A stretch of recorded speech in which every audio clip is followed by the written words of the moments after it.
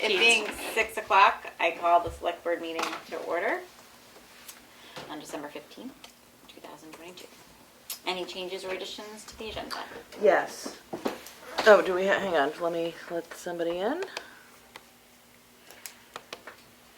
Yeah, I've got a filing system update, which will be on new business, I guess. And I added 2 appointments to the Sewer Commission, Hillary Bear and Grant Perlman. All right. Is the filing on the agenda? Do I see it on here? It's not on the agenda. Okay. Yeah, you're just adding it. Yeah. Okay.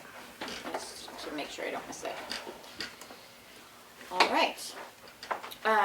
So we'll start right in with the audit review. Has he joined? Here he is. Okay.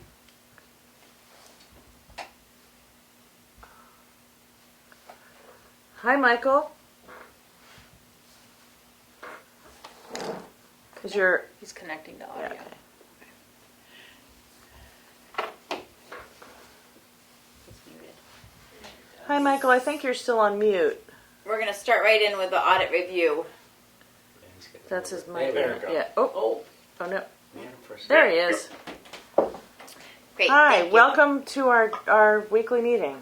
Thank you for making time. My pleasure. So, as I was introduced there, I'm Mike Campo. I'm the partner in charge of the Town of Tamworth audit. And the goal tonight is to quickly go through the audit report and then answer any questions related to the audit. So, do you guys have a copy in front of you of the draft report? I mailed it to all of you. I did not. I print have out it 50 emailed. pages. Yeah. They have it. They've all received it and reviewed it. Reviewed it. Yeah. I have one Okay. copy. We have it. Yeah. That's all right. I just won't reference page numbers. That's why I was Okay. asking. So I'm going to start with what we call Exhibit D. What this is a quick overview of how the general fund performed against the budget for the year, both on the revenue side and the appropriation side. It also then at the bottom will calculate how you got to the change in fund balance from opening balance to ending balance. So as we go down that, you'll see that on the revenue side, there's really not many surprises. In general, you lined up with what you budgeted.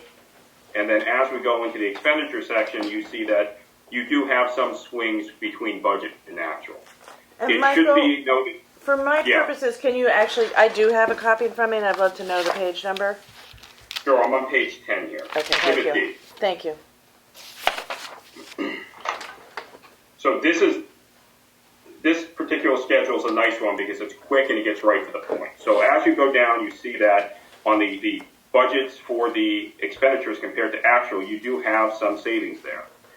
Various reasons can cause that, as you know, certainly post-pandemic, there seems to be some savings here and there. Staffing is the number one cause of YMCA, whether it's a school district, town, or village district, why they're coming in below their appropriations. Often it's they can't find people. And I'm sure that's no different for you guys as well. So as you go down there, what you find is that in total, you ended up with, and the town ended up with $910,000 below what the appropriation was, compared to coming in under budget of $140,000 on the revenue side. So then as we go down, you see the other financing sources and uses, which are your transfers back and forth with trust funds and special revenue funds. And what you ultimately end up with is a $530,000, almost $531,000 increase in fund balance from prior year. In addition, you'll notice there was an increase in non-spendable fund balance. Non-spendable fund balance, I actually just spoke to Elaine Sherman today about this. What that represents is an amount of an asset that the town is carrying on the books that is no longer in cash form. So essentially, you can't spend it. A good example is if you prepay for, I used the heating bill earlier today. If you prepay your heating bill, you can't use that asset and purchase something with it. It's already spent. It's not eligible to be recognized as an expense within the current year. So you had a swing in that where you increased slightly. So I'm going to have you go now to page 42, 43, 44, and 45. So essentially what these schedules are is the previous schedule, but I've broken it down into much more detail. So instead of being on a very broad function level, we're going into a little more detail. For example, property, you'll see we listed different categories of property tax revenue. Same thing for license and permits. You can see your key contributor for revenue source there is your motor vehicle permit fees, and then so on and so forth. So you can see how we arrived at the revenue numbers that you see on D with a little more detail. Schedule 2. This one's a little more informative than Exhibit D because you can see the impact of prior year encumbrances that were carried forward, and then the removal of that budget from the current year to carry the encumbrances into your subsequent year. So you're seeing that here, where in the previous schedule on D, that's kind of factored into the actual activity for the year. And then again, you'll see the numbers do tie out to what's on D. Page 45, this is just a really clean way of looking at your fund balance from the year. It's taking the information from the previous 3 schedules as well as last year's ending fund balance, and you work your way through, and that's how you get to your unassigned fund balance at year end. You will see the reconciliation for non-GAAP to budgetary basis. This is one of the things with GASB. You ask what fund balance is in the audit report, and the answer is which one are you looking for? There's multiple versions of unassigned fund balance. So if you look about halfway up, unassigned fund balance ending non-GAAP budgetary basis, $2,537,697. That's what you report to the DRA. That's the budgetary basis. So that's what they're looking for. When they're setting your tax rate and they want to know your fund balances, that's the number. So as you go down, you see that we're taking away $156,000 of unassigned fund balance. What that represents is under GASB and different accounting principles, if you have a receivable that's due for more than 60 days, their position is that's not unassigned fund balance. So what happens is that revenue gets deferred because it's not available to pay current liabilities within the first part of the year. So it doesn't get wiped off. Instead of being reported as part of fund balance, it ends up being reported as a deferred inflow of resources, which we all previously know is deferred revenue. It's just GASB has given them a new. So that is your general fund. In addition to that, if it's all right, I'd like to quickly just go through the comments I have on the governance letter. Sure. And certainly open to questions there. So going right down, it's page 4 of the governance letter. Balance sheet reconciliations, a repeat comment. Essentially what we're saying is the balance sheet, and I am well aware that you've had some turnover within your office. I understand that. It's still something that we need to be telling you guys and sharing to the board and management.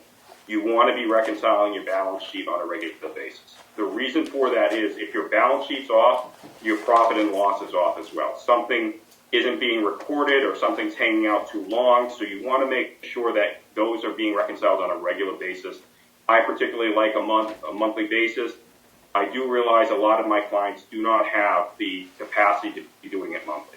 In that case, I would say at least on a quarterly basis, your balance sheet accounts, your accounts receivable, accounts payable, liabilities related to payroll, anything like that should be reviewed in detail and reconciled at least on a quarterly basis, ideally on a monthly basis. The exception there is cash should always be reconciled on a monthly basis and should be tied out. If the treasurer and the town come up with different results, they should be investigated right away and that problem should be resolved. What we found in many towns and schools is that when those problems aren't addressed when they occur, now the town or school has a lot of digging to find out where the errors are. You can't isolate it to a 30 or 31-day period. You're trying to do it over 180 days or, God forbid, 365 days. Financial policies. In general, I don't think you're going to find an accountant in the state who doesn't say that your financial policies are important. They develop the tone at the top for the entire community, and I think it's also important that you as the elected officials be aware of what they are. The best way to do that is to be reviewing financial policies at least every 3 years. What I suggest to clients is that you break them up into thirds and you do a third each year, and that way anybody who sat on the board will have had that policy put in front of them at least one time, even if they only serve one term. And that's important because you as the board are setting the tone for the entire government. So policies are something that I think it's not you just write them and then let them sit there. I think they need to be reviewed. They need to get reviewed, adjusted as necessary, and then adopted on a 3-year basis.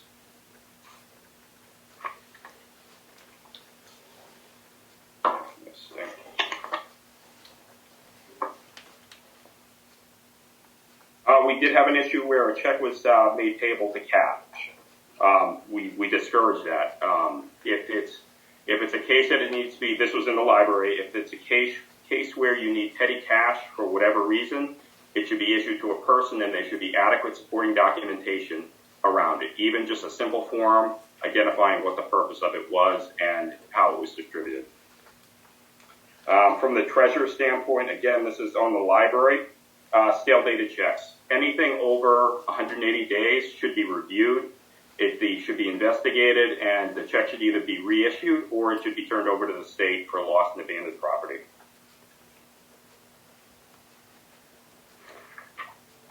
Then the last one I want to cover is journal entry review and approval. This is never, this is a comment I have in most of my communities that I deal with. It's not a commentary on the people preparing the journal entries. What it is that we book a lot of journal entries through the year, regardless of what kind of community you are.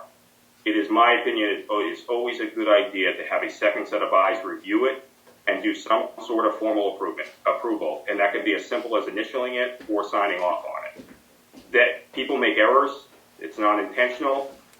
It's very difficult to go back over 12 months and try to find the journal entry that set something off and unbalanced something. So it also acts as a nice protectant for the individual who's preparing the journal entries. It shouldn't all fall to one person.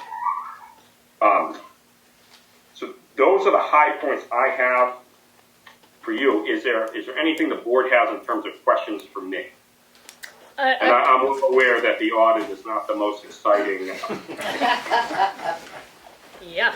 Mike Leanne Prentice, 2 questions. One, who typically in a municipality is that second set of eyes for journal entry review? Depending on how it's organized, I believe what you guys have is a finance officer and a town administrator. The town administrator could be the second sign-off. I also have other communities who will have those journal entries brought to the board, and it's sort of a retroactive review of them, and they will sign off on them. Mm-hmm. That's also an okay process. I would even say if you guys didn't want to be the approval, but you still want to review them on a quarterly or biannual basis, it's not a bad idea, because ultimately you are responsible for the financial statements. Mm-hmm. And again, what we find is not usually intentional errors, it's just errors. We do ask our finance people and town administrators to do a lot in their towns beyond finance, and their days are long. Errors happen. Mm-hmm. It happens to all of us, and that we keep asking the same people to do more and more, and I think that's part of the reason why across the state finding people to fail deeds is difficult. Yeah. So not a case that you're looking to catch someone as much as, give them a little more confidence in what's going on. A second set of eyes, third set of eyes doesn't hurt. Okay. And my second question is, do you know off the top of your head when the last time our financial policies were reviewed and updated? I don't off the top of my head. I think I have it. Hang on, let me see. I mean, we can look here too and find out. Yeah. I don't have it on here. Okay. I'll find out. More than 5 years, though. Yeah, 5 years. Okay. So it's due. Gotcha. Thank you.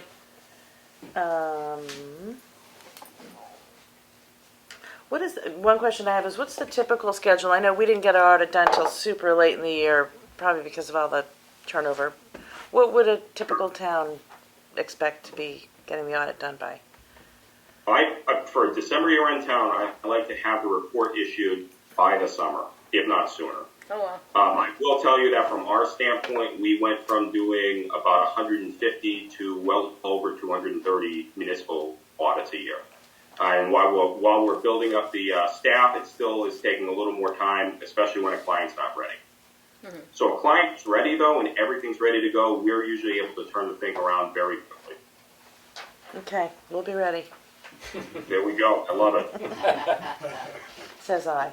It's on Elaine. Okay. All right, thank you so much, Michael. All right, thank you, Really guys. appreciate you making the time. Thank you. Yeah, Thanks a lot. No thank you problem. for explaining that All large right. document. Have a great night, everyone. You too. Thank you. All right, bye now. Bye. And now we're going to move on to the TCNA building planning discussion, and Juna Creel is going to be presenting. Yes, and this is much more exciting than.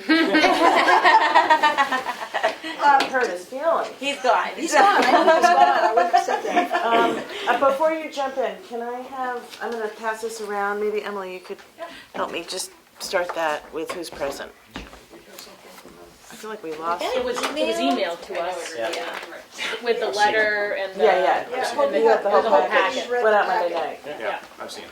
But Okay. We when didn't- I print open it. emails on my phone, I know, they're the like print this is little. like, I know. Yeah, You have to like doesn't do zoom me any in. good. I know. I mean, yeah, Well, I do June's it going on. to hard tell to us follow. everything that it said again. That's right. Well, I wasn't going to if you've read No, you it, don't but have it to- sounds like maybe I better. I think Well, No, I We got read it on it. my We read computer. it. Okay, so- well then let's just vote on that.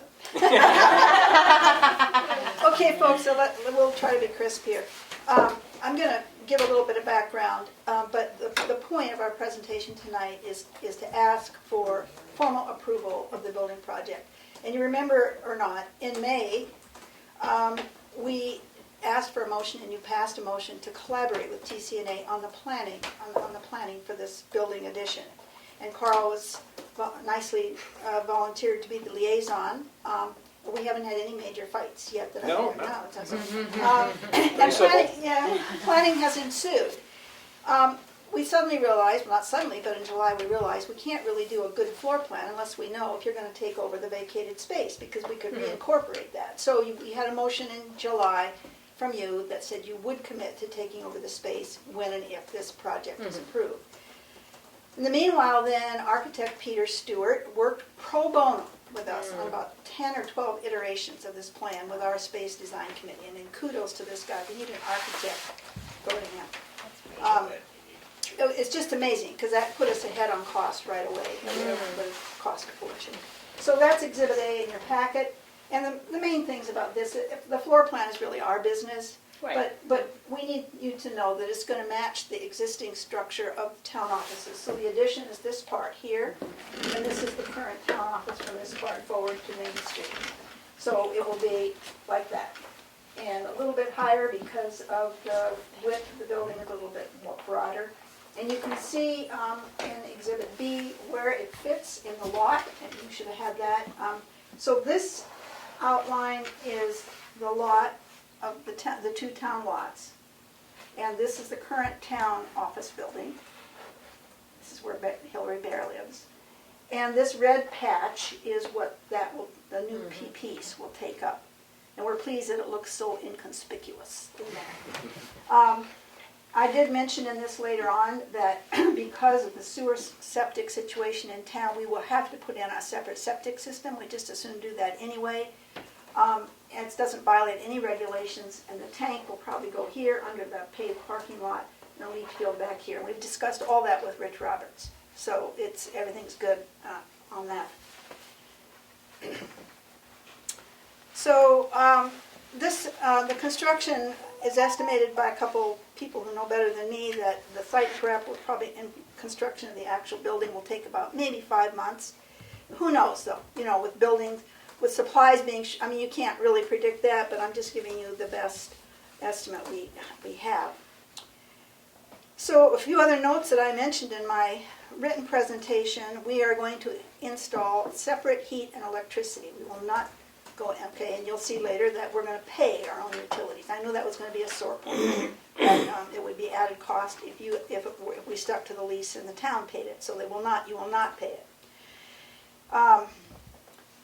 The addition, we had talked about maybe doing modular to minimize disruption, just to bring in pieces and set them down and put them together, but it turns out with a longer story than you need to hear that is probably not going to be cost efficient, and so it is going to be stick built from a foundation, from engineering drawings.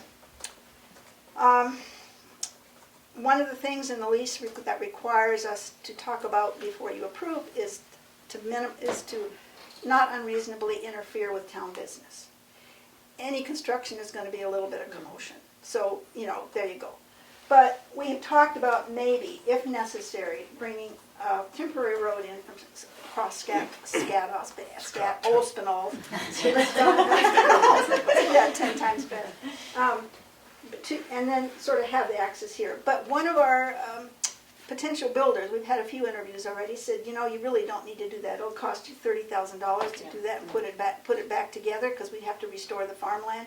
He said there's only going to be about 4 or 5 days when you're going to have really big equipment coming in here, a crane to bring in the rafter, the whatever you call them, beams, trusses, thank you, and probably when they're pouring the cement. And otherwise it's pickup trucks. So I think we're going to abandon that idea, although Scott has been very willing to do it if we ultimately need to. We are going to hire a construction management firm, because we don't know enough about this to do it ourselves. We've interviewed 1 or 2, and it's like, well, thank goodness, because I'm like a babe in the woods on that part. We wouldn't probably begin at the earliest until spring of 2024, because we have to raise some money, and the builders probably won't have an opening till then. So, what are the benefits to the town, for the record? Well, you get this 800 square feet of vacated space, which, look at this room, you sure need. You will have these new interior steps up to your attic. For Up to the access. attic. Oh. Yes, for access, that Romeo and Juliet balcony out there. So your poor folks don't have to put ladders and haul equipment in the snow up to the 2nd story. We're going to build that for you, because we're blocking off the balcony. There is this door is the back door to TCNA, and we'll discuss it over time. That's something we'll collaborate on to figure out later. But we probably will leave it in place but permanently sealed, unless we need it for fire egress or something like that. So anyway, the stairway was one of the benefits. We'll have a larger and more efficient town parking lot. We will include raise money to grade the parking lot much further back. Put in, you know, it's not very well designed right now. I always think I'm going to back into somebody on the where there's 3 lanes. But anyway, so that's another advantage. Not to mention ongoing benefits of improved service to our residents. I mean, TCNA will be able to function better and more efficiently. But now we're at a critical juncture. As I've said, we cannot. The next step is to sign a contract to get the engineering drawings. That's going to be big bucks. We have to raise money to pay for all these expenses. But we can't raise money. We can't go to somebody and say, would you like to donate to this project, in case the board says yes. So we need the yes so we can start fundraising. We need the yes because we don't want to commit a lot of money without thinking that this is actually going to go forward in the end. We want to write grants. They're all going to want to know, you know, how this fits in and is it approved and blah, blah, blah. So we're stuck. We're at a catch-22, and that's why I'm here tonight, because we need this approval now so that we can move forward. But I realize we haven't answered all the questions because we can't until we do more work. But we can't do more work until we have some money, and we can't get more money unless we fundraise, and we can't do any of that unless you say yes. So we feel that at this point, from what I've said and what you've read, that we have explained our plans to minimize disruption. We have told you what the manner, timing, and type of construction is going to be in as much detail as we know now. Those are the 3 requirements in the lease for gaining your approval. So I took the liberty and humbly suggest a draft of a motion, which I put in your documents. And if you pass this motion with the caveats included, once it's passed orally, then it should be written out probably as a memorandum of understanding between TCNA and the Select Board, which we both sign, and that would be our official approval to go forward. And I don't know if you have read the motion, or shall I read it?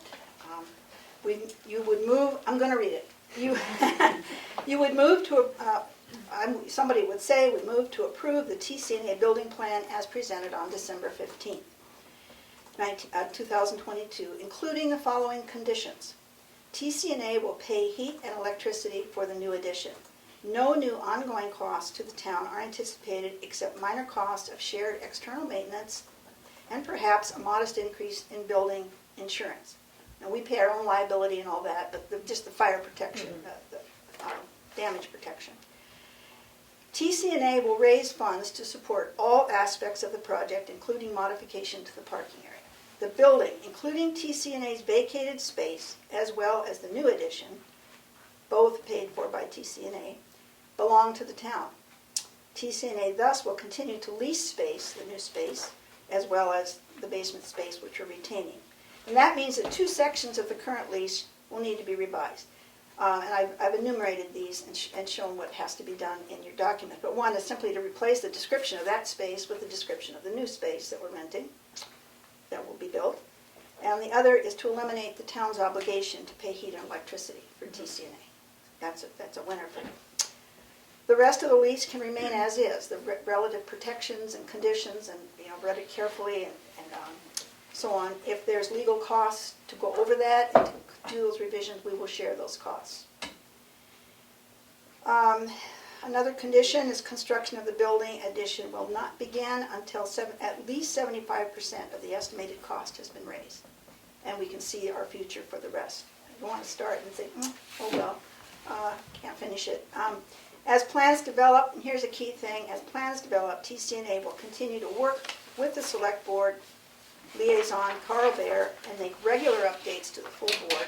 Aspects of the project that will impact use of the town property will be collaboratively discussed and decided. For example, exact timing and space for construction activities. This is not still your motion.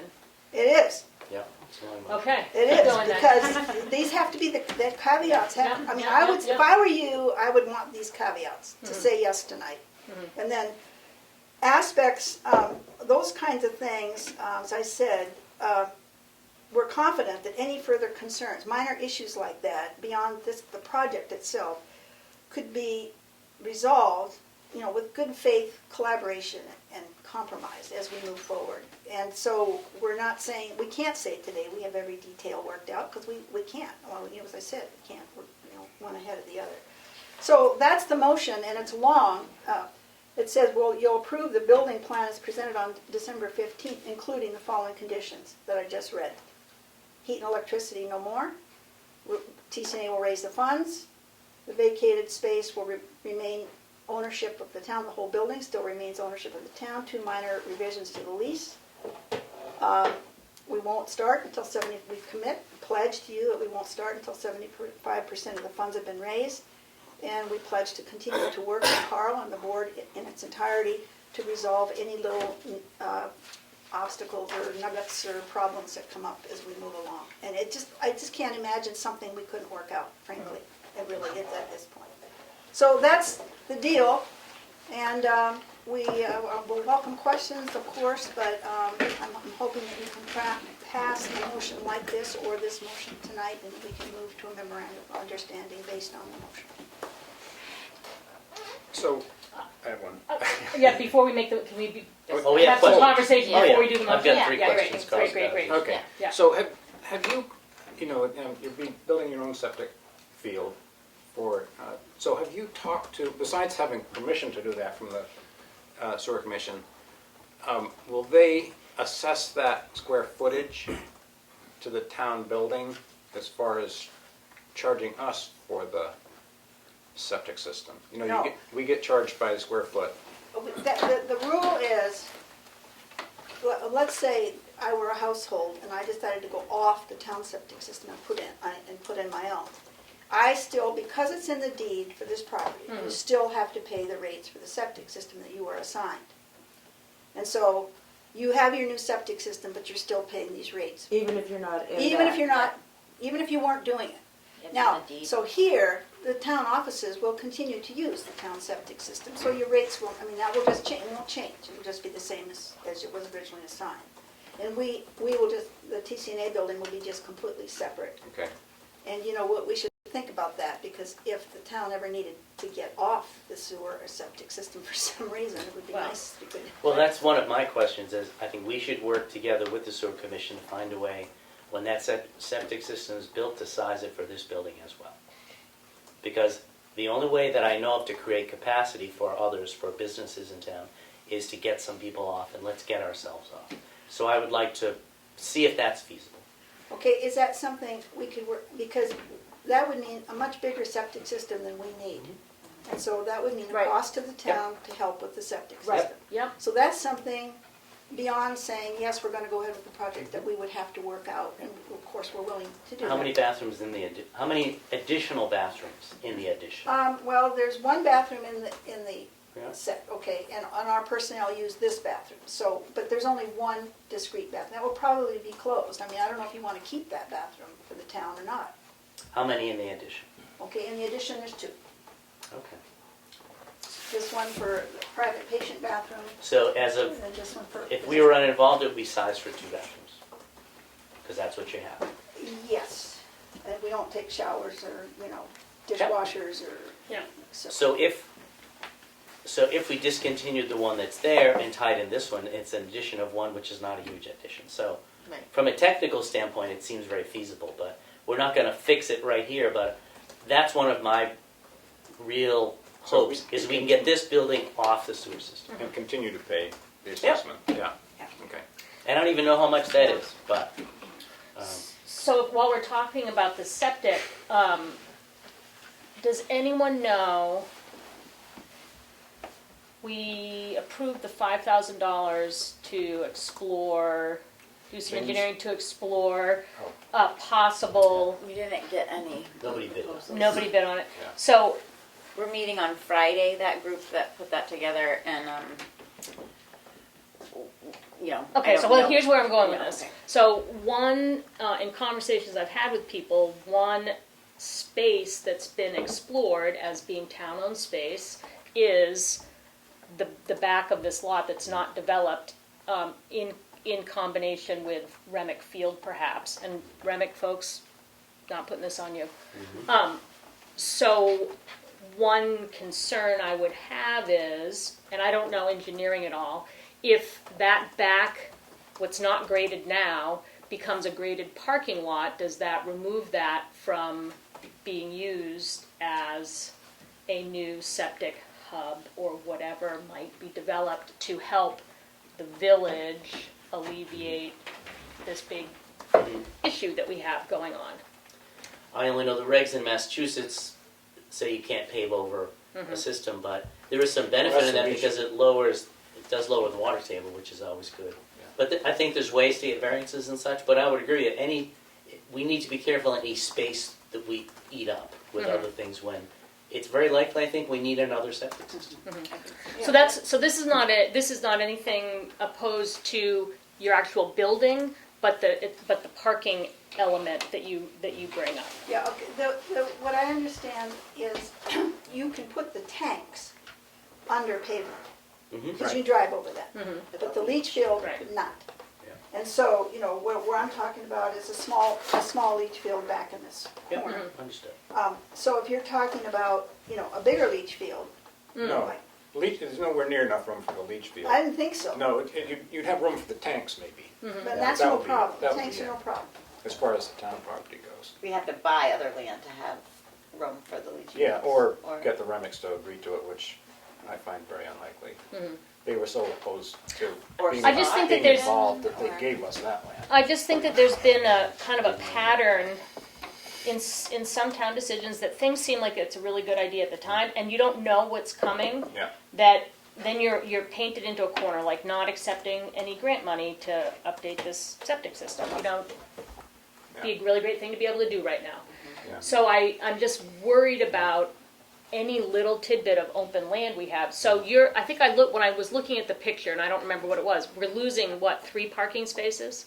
Yeah. Well, that what no, it it'll is? be more than that, actually, because there won't be room for this middle row, Uh-huh. okay? So how many do you estimate we'll lose? Well, 6 then? the 2 handicap spots, Yep. 1, and then we need a driveway on that side of the building for an Yeah. ambulance. Yeah. So 1, 2, 3, probably 3, 4, 5, 6, 7 maybe, but we'll add a couple there. So, looking at this, and this middle row is a problem, in between you back up Right. it's a problem now. It needs to be completely redesigned. We're gonna get somebody professional to do that. So, the idea was, we could easily replace a parking lot that we're losing just with a little spot. But when we talked to Rich, I said, well, if we're gonna go to all this trouble and bring in grading equipment, why don't we, it gets crowded back here, especially during barnstormers, let's make a bigger lot. But we don't have to make the bigger lot, that's not our problem. Right, right. So, you can have the back end of this if you still want that for a leach field or something else, but that's the detail, I said, it's something that we need to work out as we move along and decide what to do. And maybe as that feasibility study does come through, then we would have a little bit more answers. I think what we're gonna end up doing is making some edits to that RFP that we put out, because I think it was just too broad. There's also the study that's coming from Horizons. Yeah. Which I think they're prepared to give at the next sewer commission meeting. Yeah. Okay. Oh, good, So- finally. Yeah, so there are some working parts to that for sure. Yeah. But I think as long as one of the clauses in your motion or in our motion would be that we would be in working communication about what is best for the town as a whole, and Absolutely. Or that we're not committing to the expansion of parking yet in that Right, space. right? That there's still some things that we're working out and We negotiating. would get a professional, that's another expense, to get somebody who really knows how to design parking lots, or give us some plans and some options, that would be fantastic to really do this right. But that's, when we'd have to approve that. But meanwhile, we still are raising money, and we still are Right. hiring a construction manager, and who will then hire this parking lot expert, and, I'm And not how gonna you go out. apply for grants and. Yes, exactly. So, we need this, okay. So I'm feeling compelled to channel Emery, who couldn't be here tonight, because he's the guy who's always looking at the dollars. And so I appreciate the clause that releases the town from paying the heat and electricity. And running a small nonprofit, I know that those costs they're still there, whether we're paying them or not. And what I want to know is, does your board feel confident that absorbing those costs for a pretty large set of offices will be feasible in your annual budget, or are you going to need to increase what you ask the town for each year in order to pay for it? Because then We're not gonna increase, we're not gonna ask, we're and I'm not asking you to say forever you won't. I'm just asking. based There on is this. no plan, we know that that's a dead issue. So Okay. we have taken, with Keith's help and Keith's office help, we have looked at the heat and electricity in this building, and by the square foot mapping, blah, blah, blah, blah, blah, come up with an estimate that we think, and it'll probably be more efficient than this building, because that's how we're gonna build. We're not gonna skimp. And so, but in worst case, probably about $8,000 a year for heat and electricity. Now, rates have just gone up, so, but whatever. So, that's, the board has been over this several times. We are also gonna have increased personnel, because we can't replace Joanne with one person. It's gonna be at least, 5 or 6. She's 24/7, you're not gonna hire somebody. So anyway, that has all been worked through by the board. We will endeavor to raise not just the building money, but a small endowment to cover some, to help to ensure these future costs. We have been saving money from bequests and other sources, and have enough to ensure that we can start that from the get-go. So we're good on that. Yeah, great. Great. We're good on that. And may I just throw in something there? Kelly, what was it? It was a little over a year ago that you and Melanie and myself sat down and looked at the original proposal. When I was just like brainstorming onto white paper. I agree with that. And the idea at that point, before we got anywhere near this far, was that by having a sewer system, we could relieve, Septic. a septic system, we could relieve the burden on the town that way as well. Every little bit helps. Yeah. Yeah. One of the things that we have been considering is we just submitted a letter of intent to New Hampshire DOT for a grant to put a couple of EV charging stations in the parking lot. We don't have that grant yet, but if that does come through, then we would need to try to time that for the reconfiguration of the Absolutely. parking lot. Because Yes. ideally, the place that would have happened is right where the addition is, because it's a shorter run for the wire. But though now the wiring will come off our, Yep. it'll still be short because it'll be off our building. Yeah. Just a little further back. So I just wanted to mention that, Yeah. that concept, because That's almost great. no one's aware of it. Yeah. Great. Yeah, there's always a lot of working parts. Yeah, and you know, that's why we can't have everything tied up in a bow right now. We're at a point where we're confident that we can do this, that we can raise the money, that we have a reasonable plan, that it's gonna be of appropriate benefits and less, not costs. So it seems like a good time to give us a green light, and then we'll just keep working on the details and make it as good as we possibly can for both the town and TCNA. So the new addition has a net increase of 1 bathroom. You have 1 now, new one has 2. Right? Yeah, if you all decide. to If we close- Eliminate one. decommission that Yeah. bathroom, Yeah. Might then not want the- to, but, yeah, okay. yeah, I'm stuck on the septic issue and trying to think through.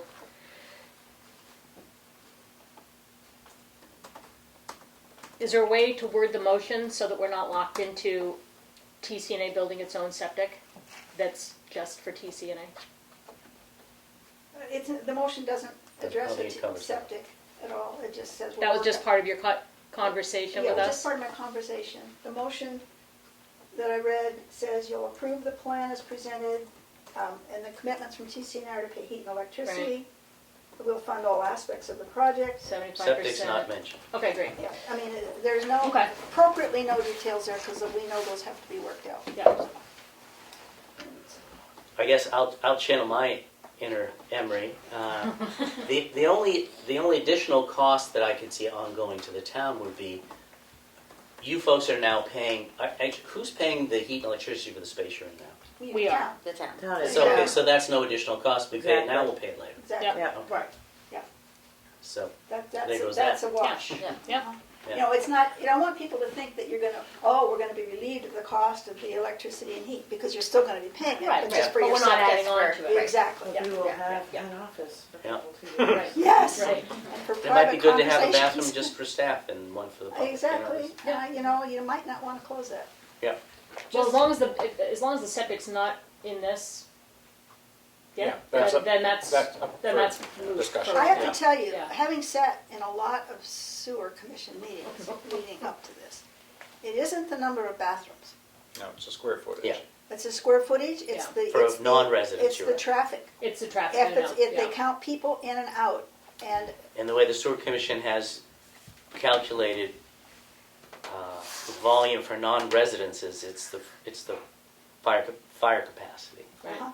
whereas residences, it's bathrooms. Yeah. You're right. Well, it's actually Bedrooms. bedrooms. bedrooms. Ah, thank you. Yeah, Bedrooms. it's They bedrooms. never mentioned bathrooms. No, it's bedrooms, because like, even if it's this one couple living in a 5-bedroom house, the next person who buys that house might fill all the bedrooms. So Right. their sewer, they don't change the sewer rates for sales, it's just Yeah. what it is.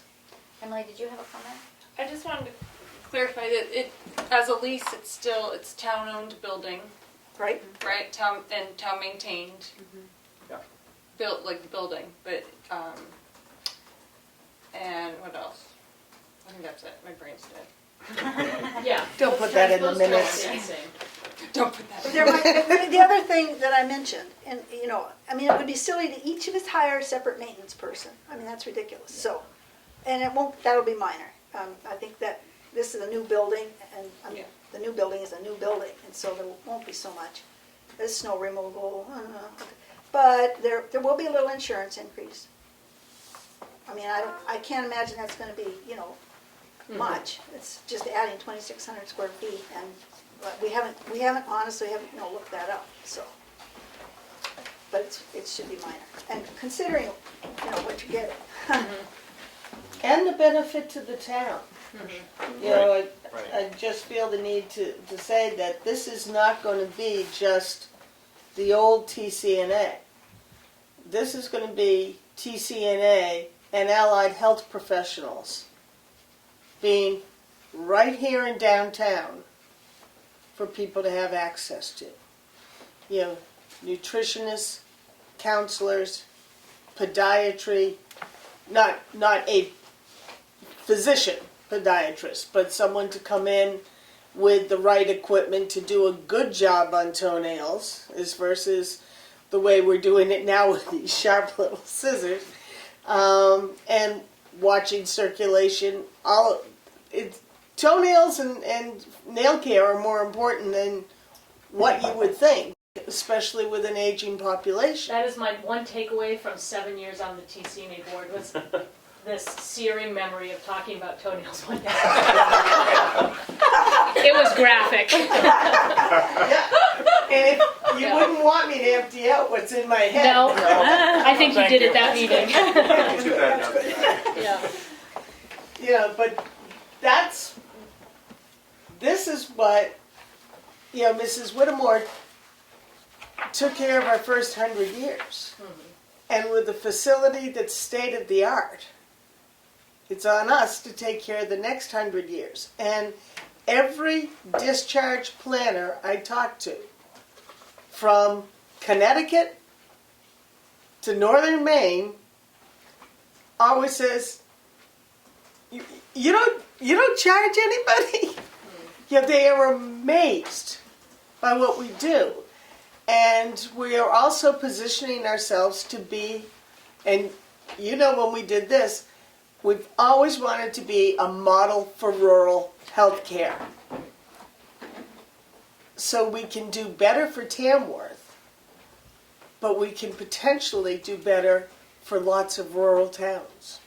And that's what's happening to some extent with our grant writing, is that this is being held up as a model to emulate for other towns. But that's sort of beside the point of this, but it's still something to think about that makes Tamworth unique. Yes. Well, And it's bigger than just the building. I would like to make the motion as presented I wrote to it us. for you. Yeah. Not going to read it word for word, but you heard it. Second. Any More more discussion? discussion? Okay. Sorry, Kelly. You got it, so you can copy I got it. it. You've got written out. Yeah. Good. No, I'm gonna cut and paste. All right, hearing no more discussion or roll call vote. You say yes? There, yes? Goodson, yes. Prentice, yes. Passes 4 yes, 0 no. Thank you. You succeeded. Thank you so much. With your help. Takes a village. Your help. So we will both sign, I mean, TCNA and the board can sign a copy of this motion, or we can write a memorandum, whatever you all think is, Well, the motion goes in the minutes. So it's good. And then an MOU, can come after. yeah, Yeah. yeah. Because we all approved the They'll minutes. sign the minutes. Yeah, yeah, I think it would be good to have an MOU Yeah. that just reiterates this, and we both sign, so it's a pledge on both sides. And I assume you will draft something up, or? Of course, I write your motions.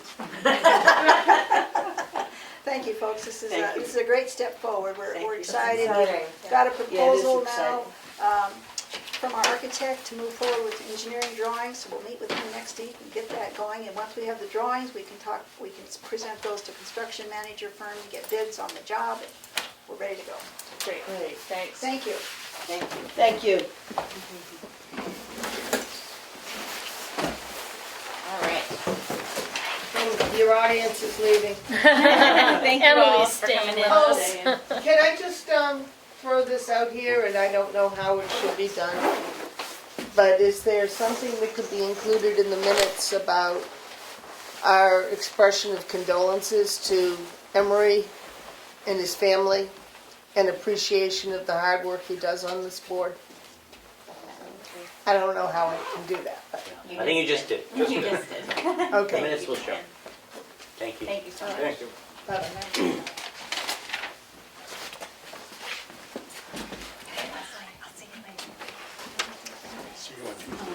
Yeah, good, thank you. All right, now we're gonna do a budget update. That just, Yeah, just very high level. The update is that all the departments have come in with their 5% cuts, which doesn't quite get us where we need to Yeah. get to, I know. I believe. I mean, this is your call. how close were they able to do bottom line? 5% Yeah, of I their would bottom say, line. I mean, Yeah. it's almost another 4%. They That we weren't, need. No, I know that, Oh, but I mean, how much did they did end they up go cutting? line item cuts, or did they do bottom line cuts? They did line item cuts. Okay. Yeah. So I think that we should probably have.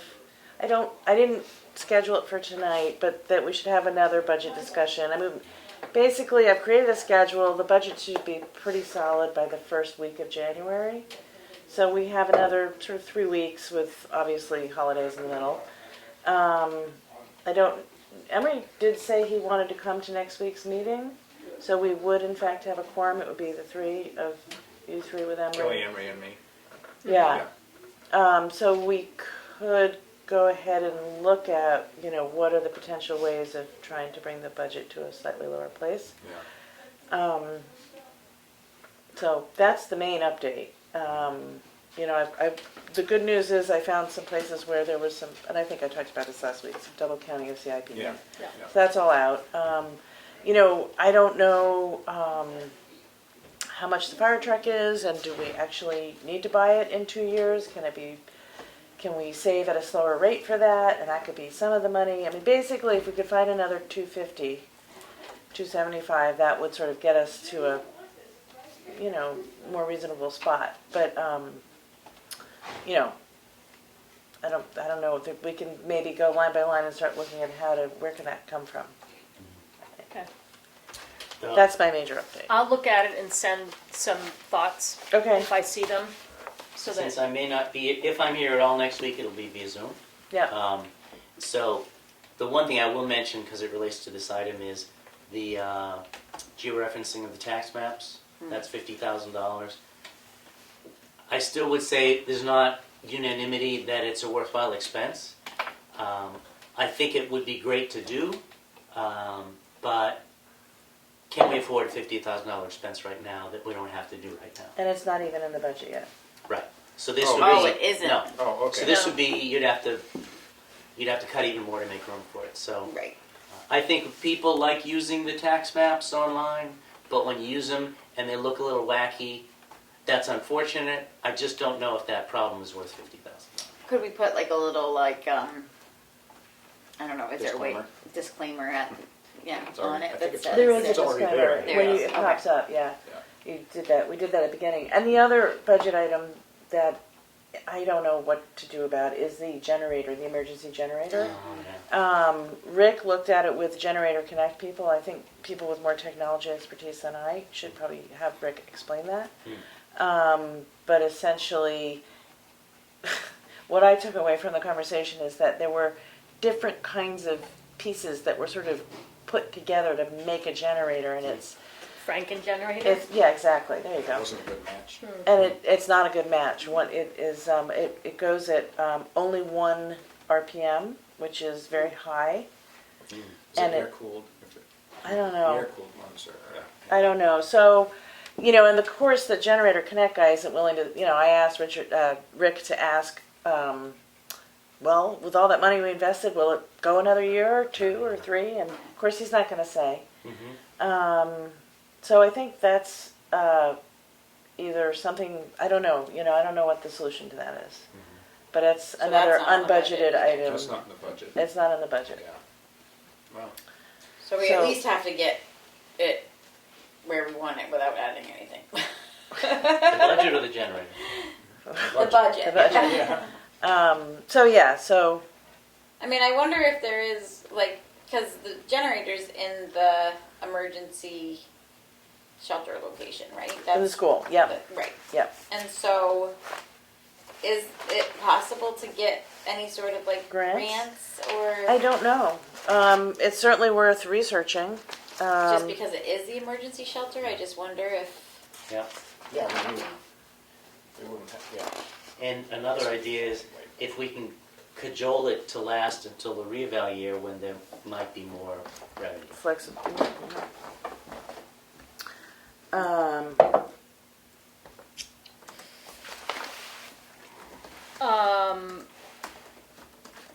So one question is, there's 275 in CIP toward the fire truck, which I think that the buy date for that next fire truck my notes are in my other binder, is 2024.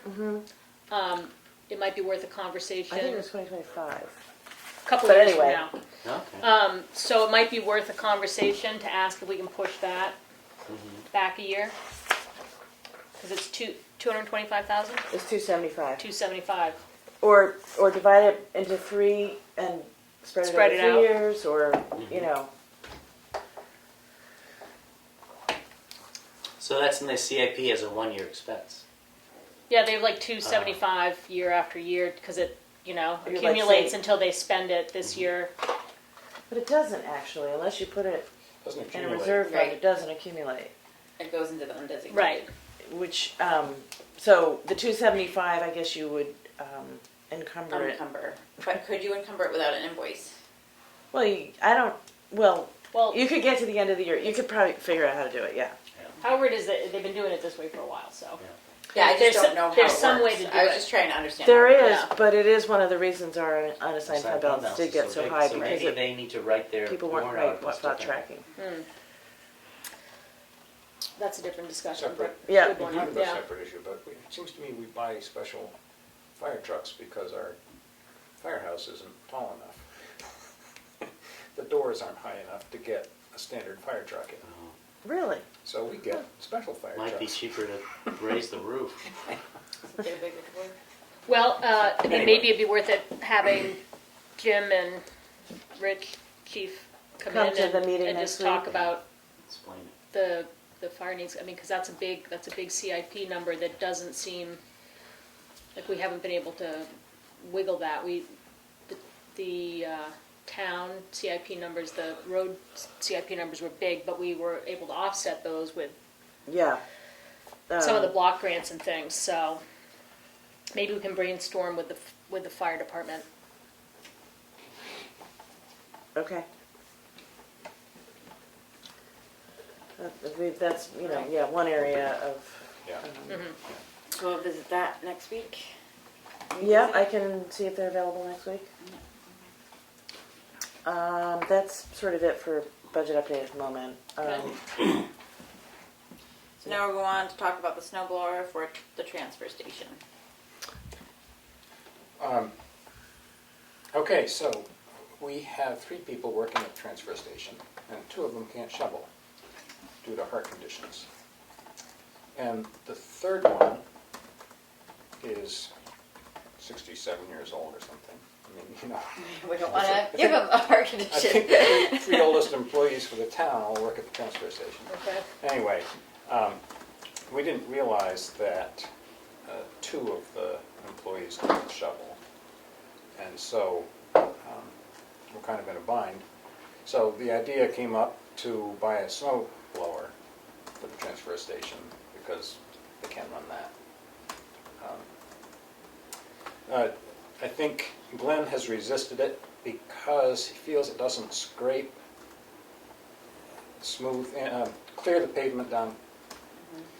I don't know if you can take those little feet off the snow blower and put the blade right on the pavement. It seemed like you could, but anyway.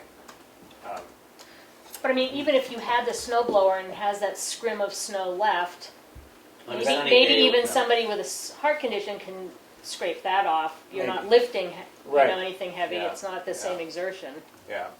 So anyway, I think I pretty much told Glenn we're probably going to buy him a snow blower, like Yeah. it or not. Did he accept that? Yes, he did. Okay. Okay.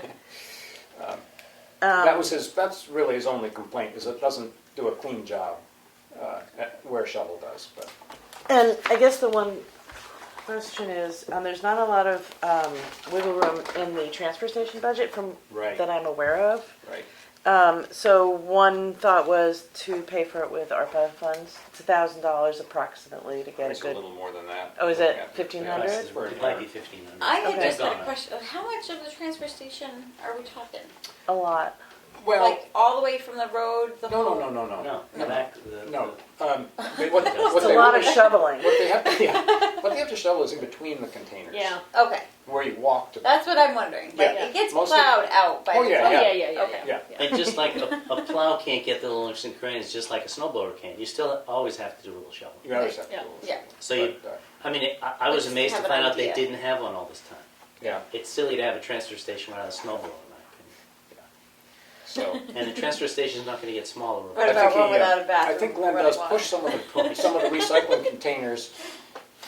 He'll clear one side, push the containers out of the way and clear there and push them back. Yeah. So he does as much mechanical snow Shifting around, yeah. clearing as he can, but there are places where he can't Yeah. do that, so. On a related matter, our new hire at the transfer station cannot fulfill the physical requirements of this Right. job. Right. I think we should repost the job, just in case somebody who doesn't have heart failure might want the job, and find some way working with council to make it clear to our new hire that he is temporary, until or unless we find somebody. I can't picture the job description, but did it not have the physical requirements in the job description? I know at one point it did. I would have thought so. I mean, it's pretty key. And maybe- Everything we do there is physical. He might have heard it word of mouth, about the job word of mouth, and not actually looked at the, He probably didn't. yeah. Okay, And we got such high recommendations that Right. we didn't interview the employee. well, bang, Yeah. And I'm not sure we would have picked up on it anyway. yeah. Because I don't know who has a heart condition. Could be people in this room that have one. Yeah. You know, unless you're shoveling snow, I don't really, how are you gonna know? Yeah. But So who's gonna do the research on the snow blower so that we have an amount to vote on? Well, I can, or if Richard Roberts wanted to, he could, but he has one. He has a brand that he was just. Aaron's. Aaron's, Aaron's. It's Arien. yes. Arien, got Yes, it. probably. Yep. So we could make a motion not to exceed $1,500. Yeah, I think I Okay. saw one for like 13, somewhere in there. And ARPA makes sense. I think we just, it's gonna take a little more time to figure out, okay, I think it's worth posting the position. We should probably always be looking for somebody there. If we have 3 guys who are late 60s and 2 of them have heart failure, you probably need to be up constantly looking for employees there. Yeah. You know, if we didn't put those physical requirements in the job posting, then I think we're probably stuck with it, but. Well, and I do think that if we are going to post the job in the future, we have to make sure that that Yep. posting has the job I mean, I know the rec one did, I just Yeah. don't remember I'm pretty that. sure it's in there, but. Yeah. I thought it I was think too, they all- but without they all having have it in it, front but of me, yeah. I can't Yeah. say for certain. So I make a motion, we authorize up to $1,500 of ARPA money to buy a snow blower for the transfer station. I'll second. Discussion anymore? Okay, roll call vote. Do you say yes? There, yes? Whitson, yes. Prentice, yes? Passes, 4 yes, 0 no. All right, now we're going to talk about the wood heat exemption with Emily Gurney. Oh, sorry. Oh. Sleeping over here. So when I was doing all my veterans tax credit research, I realized, according to our DRA report, we actually never officially adopted the wood heat exemption, or at least not We that we don't have know on when it record. was adopted. Becky thinks it was, but we At some haven't point. found it. But as far as the DRA is aware, we don't It'll take have less time to just That do it would- again right? than to go Yeah. find the old Probably. one. Well, Yeah. so, and then like actually looked into the wood heat exemption. I mean, it's kind of silly. It's how they calculate it. It's $500 off your assessed value, which is around $12 off your tax bill. It's, and only 9 people in our town. And how do you even Yeah. qualify? You have to use more wood than any other source of heat. Yeah, it has to be your primary source of heating. And Hmm. so anyway, it's almost like A drop of the bucket. not worth it. Yeah. Spend more time on pushing the paperwork than Do people But claim it? People do claim she it. said- Yeah. There's 9 Nine. people There's that are 9, used to- although I got one letter today that, because, so every 5 years, this is the other thing I'm learning, we're supposed to be sending out, anybody who gets a credit or an exemption is supposed to be kind of being reminded every 5 years, like, do you still qualify? Do you still, and I actually got a letter in town, they must have sent those out. Looks like this one was dated back in January, so I got one in the office today that says, no, we no longer use this system, so we can now say it's 8 people that get it. But if we didn't They'd probably be adopt pretty- it, those 8 people would lose that exemption. Right, Because, Yes. well, because it wouldn't be adopted. Yeah, except that It never there's was. except that there's a belief that it has been adopted. It just didn't get communicated to DRA. So, Well, let's update our adoption. Yeah. okay. Sure. What's the language? So I make a motion that we adopt the wood heat exemption. Would that cover it? I think it has to go to town, would it have to be a warrant article in the town meeting? I believe so. And wouldn't it just be like the veterans exemption that we just That did? has That to, has but that to has go. to go to town meeting. Oh, it does too? Yeah. Oh, okay. Yeah, which is why I'm kind of getting all this in order Probably Oh. the solar is the same. and cleaned up. Solar is already on the books with DRA. Yeah. We've already adopted it. But I'm Right. just saying, I think they all need the same Yeah. process. Oh yeah. All right, so we are. So you're just asking not- us if we want to put that on the warrant? Yeah, and then these people stay in place. Yeah, I think Yeah, so. I think it could go. on Or the we warrant. can say we're not doing it and Rod can take these exemptions off. I say leave it in place, and I mean, it's 8 people, so every 5 years you write a postcard to 8 people. True. Yeah. Okay. And even if it's $12, So this would go that's a gallon of into, milk. Yeah. Right. and we should research and see if we can find when it was adopted. I'll try to look at that when we're Yeah. going through this. Okay. Is that enough discussion about that? or- Yeah, so does the motion need to be made to submit a warrant article? Is that how it works? I don't think so, but No. I don't know. No, because won't the warrant come before us and then we approve it or we don't Yeah, at approve the it? public hearing. At we the approve hearing. it. Yeah. I think you can. You put it in the warrant and then we approve it, we like yay or nay it We at yay the or public nay it. hearing, Yeah, we and then the vote on town it votes at on the- it. Okay. Gotcha. That's what I Well, think that's- makes sense. I don't know. That's that. I kind of forgot. We'll, All right. We'll confirm that. And since she's here, should we jump to veterans tax credits? Sure. Skip over something? Sure. Sure. So I'm basically just updating you on Leanne's question last time, which was, can we do tiers? And Yeah. the answer is no. We need to choose one option. So, Okay. So, I didn't get the man's name who was here last week. Whiting. Oh yeah. Oh, was it Richard? Was it Richard, that was Richard White, I thought, Was it Richard or, yeah, it was Richard. Right. Was it Okay. Peter? So it sounded like he was saying, and I'm only bringing this up again because it seems like it's a issue for some people in town. It seems like he was saying he was in Grenada, but because that's not one of the sanctioned, Yeah. Yeah. Times. Conflicts. even though it's active duty, Yeah. if doesn't get he the- doesn't get Not the wartime. yeah, but Well, I know. mean, yeah. I So- know. That's what I mean. so I Yeah, that's why I guess- did it in quotations. I guess my feeling is that people who served You never To get- know when you're gonna go to war. should get the credit. How many would there be? There We don't know yet. No. How many are there now? 116. Okay, so it's probably, could easily be an equal number. Mm-hmm. Easily, I would think. Yeah. So what we're voting on, we can either keep it the way it is now, we can reduce it to 50, or we can adopt what the state gives us latitude to, which expands who's eligible. Those are our No. 3 choices. no matter what now, the state is expanding who's eligible to people who are currently serving. So that's happening no matter what. Right. So the That's just state's saying cuts. you have to readopt with this language now. That's Okay. saying so when you're looking at what you're going to adopt, well, if we're going to stick with what we currently have, which is the optional credit, those date ranges stay in place, which means Rick would still not qualify, Right. but somebody who's currently serving would. So, But then the other option lets us and what a expand lot of towns have already adopted the all veterans credit, Mm-hmm. so it's either standard, optional, or all.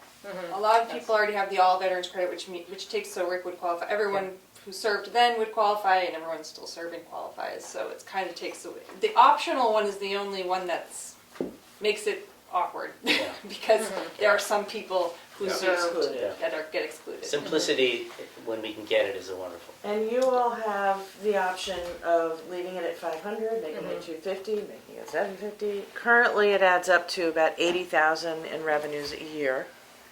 There, I think it does get a little sticky because people that are used to getting a Yeah. certain amount then would get reduced amount. I mean, I understand, you So, know, Right. what is it now? However, if it 80,000. includes, No, I mean per. 500 more for- people. 500. and it's a credit, so it's, Right. yeah. So people who, so you've got 116 getting that now. In theory, you know, Mr. Whiting would get it, and also anybody who's still actively serving. No idea how many people Or that anybody else is. who's in Grenada or wherever else that doesn't Yeah. currently get covered. And I mean, I don't think Yeah. the DRA really thought this through because the way they worded it, I mean, they're saying now people who are actively serving, but part of the PA 29 application is you have to have your discharge papers. So it's like, they got themselves into a little bit of a sticky situation. So it's, I asked our assessor, like, how are other towns doing this? He's like, I think everyone's in denial and just ignoring it because it's kind of messy. But but Huh. our lawyer basically said, if you do nothing, if you don't readopt like the DRA is saying you have to, it'll just revert to the standard credit, which means everybody gets $50. Yeah, we don't want to do that. No. So that's not a good option too, either. Do we have to do this every year? We do it once and it's until we change it or the law changes? Until This it's is the law, once. yeah. Yeah, And it's coming up because the law. Yeah, they're basically telling us. and it would get voted on at town meeting. I also want to clarify, actually, while I have this fresh in my brain, just because this came up. So, when we do say, yes, we had to consult with legal, a lot of times that's our lawyer, but also a lot of times there's free legal advice through New Hampshire Municipal Association, so just for the record, a lot of times we're seeking free Yeah. legal advice. Yeah. I meant to say that last week. Super handy. Good So, we have to write the warrant article language. The DRA actually looks it over, Yeah. as well as legal. Yep. And Didn't, then it goes- didn't you give us 3 sample languages though Yeah. last week? No, give us Or the was that options. just- that was Those just are your just options? Those are the Right. options, not the language. Yes. Yeah. And then ultimately, I mean, the town is who votes on it. Right. Well, Wish we know the numbers, but we don't. yeah. I know if we had a veterans association, Right. we don't. would, but we don't. And I don't know how to. I don't know how to know. I just think it has to be like what makes sense. You know, what actually feels like, I mean, to me anyway, you know, serving is serving. You know, Yeah. you don't know when you're going to be called to war. You don't know. I mean, Yeah. if you're in the, you know what I mean? You're just, that's what you're doing. You're serving the country. So I do think that if they're going to say, well, if you're serving it now, you're going to get it. But if you served it 10 years ago or during Grenada Only in two conflicts. Right, yeah, like, it's just, to me, it's just like, how do you pick and choose that, you know? There's gonna be people that are serving now that aren't, you know, made to go into active duty, so, you know, it's just, to me, it's just a blurrier way of looking at a very concrete thing, you know, to me. It's just hard to understand the financial implications. Well, I know, but, Well, Right. But we can adjust Harder it to every year, navigate. right? right. I mean, if You we can't- if we pass this now Take it with the good away. intention that we don't want to take anything away from people, and it turns out that there are 200 people who aren't using this credit right now that do qualify if we change this, then next year we have to reassess what that amount of credit is. I think you can do that, yeah. I mean, I thought you said we could. You can reassess. Yeah. So anywhere from $51 to $750. Right. You can choose.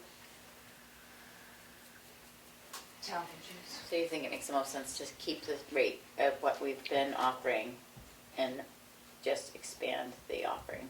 Well, I think about the people I know Yeah. who I'm assuming now get the Take it, credit, yeah. and I know, I I agree. imagine, you know, it's a generational thing too. That I think it would be a hardship Mhm. to not have that credit to their taxes right now. Mhm. I'll make a motion that we expand to all veterans at $500. Second. Any more discussion? Hearing none, roll call vote. You say yes? There, yes. Goodson, yes. Prentice, yes. Thank you. Cool. Yeah, thanks for tracking all that down. Yeah, and explaining it and everything. And so that motion is actually to write a warrant. Right. Yeah, Okay. right. So yeah. motion to expand all, motion to include the expansion. Right, and then it will be the taxpayers that will vote on it Yeah, ultimately. they'll decide. And they could edit it if they You can amend it. amend it rather than, yeah. Okay, all right. That's what I thought. All right, so we're gonna go on and nomination for appointment to the Economic Development Commission. Matthew Griffin Yes. has been has Been stepped nominated. forward and nominated. Yeah, Yeah. that was the word I was trying to. Yeah. And we so I guess voted. you're nominating him for appointment, or Mhm. you're appointing him. Okay, so do we just do a roll call vote or any more discussion? Second. Okay. Who So, I Kelly, made the Kelly motion. made the motion, I second it. Goodson made the motion. All right, and no more discussion, so we'll just do a roll call vote. Did you say yes? There, yes. Goodson, yes. Prentice, yes. 4 yes, 0 no, passes. Thank you, Matt Griffin. Yeah. And now I make a motion to nominate, our nomination for an appointment to the Sewer Commission for Paul Priestman, Hillary Bear, and Grant Perliman. Second. The only question I have is the length of terms, because they're supposed to be staggered. And, Well, Hillary Bear is Already on on her. Well, she, Becky said to nominate all three, and they're all 3-year terms. yep, and we can do what we want. That's what Becky suggested. I believe the law says they will be staggered. And so that means we probably should stagger it. Yeah. Well, then, Could we do a just 1, do a 1, 2, 2, and a 3? Yep. Okay, and can we handwrite the date, the year on the appointment form, which I need you guys to sign tonight? So, I think because Hillary has already served, She would be the best for 3. she would be the best for 3. I was thinking we would let her get away with less because Well, she's already done a year, so she would. I mean- think she's committed. I say give her 3. That's what you get for a volunteer. Yeah. And Paul Priestman, he volunteered next. He gets 2, and then Grant came in 3rd. I give him 1. That's my thinking. okay. But I'm open to other ideas. I just feel like where Hillary has already stepped forward and served a year, where if it was a 3-year term, she would have already served a year of it. It sort of makes sense for her to be the 2. But she can do 1, she can do 2, she can do 3, and she can run again. I don't think the competition's going to be stiff. No, but she can leave whenever she wants, so, which is what one of the members did, and which is why we're filling 2 slots. Okay, so we're looking at Hillary first. What are you saying, 1, 2, or 3 for her? Because I'm changing the number right here. Do you have a sense on whether she finds this enjoyable or a total pain in the neck? I will say she told me she's in it for the long haul. 3 Sounds like years for 3 years Hillary to me. Bear. Okay. All right. What a good woman. Yeah. Okay, who did you say was next in line? Paul volunteered next, so. He's Well, is 2. Grant part I of give the him 2. system? Hmm? I'm not sure Grant uses Grant the does not. system. No, he doesn't. So, Sure, it's yeah, an award. I think it makes sense for him to be 1. Okay, So Paul will expire in 2024. right. And Hillary would expire in 2025, Yep. and Grant Grant would be 2023. 23. Grant is And if we're 2023. really lucky, we'll only have to make 1 appointment at a time in the future. Yep. If we're lucky. And this does not have an appointment for the administrator of that. Because There isn't isn't one one. yet. Nobody's stepped up No yet. one's stepped up. Okay. And we I wanna don't think appoint that that's an person. appointment. That's just a, No, Job. Yeah, do they hire volunteering. they hire Okay. someone. yeah. Can I But- take these I out? think they do some. Someone has, there's at least one, because I know of one, and maybe you know of a No, it different. may be the same one. Okay, good. Okay. So they're in discussion. Oh, we Okay. discussed- Right, okay. Okay, so was a motion made? Well, we have There's to. a motion we to have nominate. I made the motion, But we have to put the terms in. which we just did, right? The 2 and the 3 and the 1? As part of your motion. Okay. So I make a motion Appoint. to nominate, to approve the nomination of appointment to the Sewer Commission to Paul Priestman for a 2-year term, Hillary Bear for a 3-year term, and Grant Perliman for a 1-year term. Second. Discussion. Hearing none, roll call vote. Doucette, yes? Barry, yes? Goodson, yes. Prentice, yes. Passes 4 yes, 0 no. And now we have a filing discussion. A filing discussion, yes. I don't know if any of you got, it was a late Yeah. entry Yeah, into I the did get mix, but, so the previous board and staff did a great job of getting that whole filing system into the vault. But Emily and I have learned that the shelving along one wall just isn't gonna work for operational. And if you all read the memo, yay. So we have researched the options. We spent a lot of time with an archivist who was super helpful. And basically, really, we have to have operating drawers there. And so they can come in and put them in for $8,880. So it's sort of a continuation of the project. It's basically finishing what got started. We have 2,215 left over from the original vault budget, shelving budget, and then I would take the rest of that, or suggest that the rest be taken from the town administrator's budget, which, because I don't take health insurance and also started midway through the year, there is some excess revenue in this year. The price is only good for 10 days, which is why I'm hoping we can act on it now. And go into a contract so that we can keep that price. It goes up, quite a bit once we get into January. So could you describe what would be added, some Yeah, Yeah, there's sure. a file nice, cabinets I have a along- nice picture. Yeah. They are lateral hanging drawers, and the cabinets that exist there that have the shelves, those frames stay, Files this. and you take the shelf out and you put the drawers in. So, Gotcha. so you're just buying the drawers is what you're I buying. see. The doors come off. The doors come off. They're no longer locking like closets. Mm-hmm. Yeah, they're now. Because we have There's a tons nose of lock. shelf space, which is The drawers awesome. lock. Yeah. But we have That's what you told me. zero filing drawers as a result of the renovation. So Emily and I are very, very keen on getting all those files back in drawers. I move that we. You should have seen me in Go there this ahead, morning. I Liz. actually had to do it. I was like, So the total cost is $88.80. 8880. yeah. Are you making a motion or you want me to make a motion? You can if you like. I make a motion that we move forward and purchase the quick lock shelving drawers for filing and storage by Aurora For 8,800. for $8,880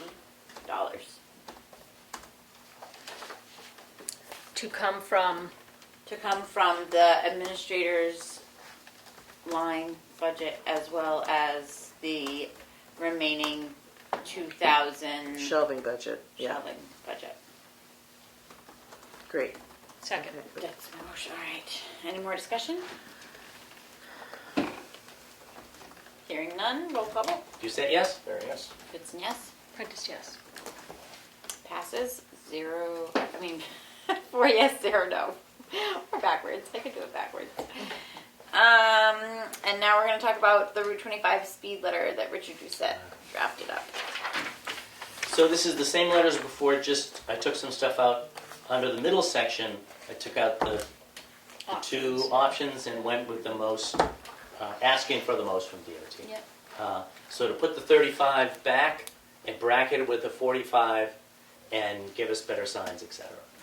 And if it's supported, then we'll just see how much the DOT is willing to bend on the decision that they made.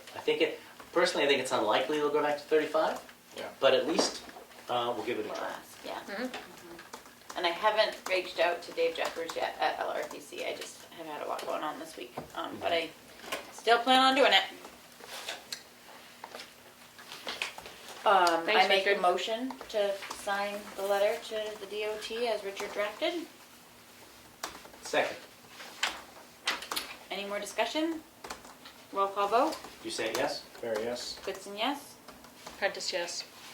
Passes. 4 yes, 0 no. And now we will talk about the transfer station improvements, and Richard Doucette is going to report back to us about that. We had a good meeting Tuesday? I think it was Tuesday. With the project engineer and the VP from Sanborn Head and Associates. It was Keats and myself and Willie in this room. We went through their proposal to make sure we understood it better. The one specific change is you'll see that the permitting costs are now called out. So if you look at the bottom of page 10, the alteration of terrain permits and wetlands permitting have been pulled out because we're not sure if they'll be needed. But it still will be in the contract, will be triggered if needed. I also think there's a chance that another couple $1,000s may go away. It's my understanding, we have an approved septic design. So long as that position of the field doesn't change, we can still use that. So that would save at least $1,000 to get the permit and some amount of money for designing it. So it could be at least a couple thousand less than this. But we don't really know for sure if the location of the field will still be as it was. A couple of things that I learned in the meeting that were really important for me is they've already put a lot of thought into traffic flow and the best way to make it work for the residents and the employees and the hauling companies. And in particular, I noticed in both Sanborn Head and CMA's proposal, they both assumed that they would do away with the conceptual design that had the building tucked into the hillside with a big retaining wall that A, held the hill back, and B, held the building up.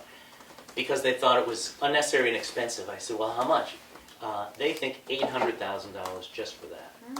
Really? So there's no way that the whole project would be built for 1.4 if just the wall was $800,000. That was shocking to me how much that was. And clearly the reason why the building was tucked into the hillside is to leave the existing compactor as it is. Because you need a lot of room for things to drive by. So that tells me that the new facility is, I think, likely to be where the facility is now. If you slide the building out so you don't have to touch the hill to save $800,000, you now eat up the building that's there. I'm just guessing it comes down to that, which is also probably why Sanborn Head put in their budget money to design an interim transfer station down closer to the road, because they can see that coming. So, unfortunately, we just spent $40-something thousand on the steel under for the compactor. Which we had to. Which we had to. Right. And it's going to be there for over a year. And, okay, you spent $40-something thousand, but you saved $800,000. So the numbers do work out well. But And again, maybe the thing isn't designed yet. But I was hoping we could leave the building as it is and work around it. But I think it's unlikely. But the design process as it is. Just there wouldn't be room for the scale and the building Yeah. unless you move the hillside back. Yeah. Okay. So if you just live with the hillside there and use the flat area, everything that's there would be disrupted by construction.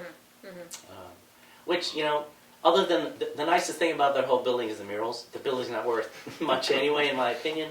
And who knows how long the compactor will survive. And the mural anyway. can come down and. Right, the mural can come up. And the thing that relates to that is, they said one of the design ideas, just like they did at least in Guilford, and I don't recall it was Moultonborough.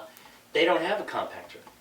People just throw this stuff in a container, and they kind of compress it a little with their backhoe, and you save money on a compactor, but you spend it on more shipping. Shipping in. Right. So I just never thought of that. I thought, well, everybody has a compactor. But he said, no, there's different ways to spend your money, and you don't have to have a compactor.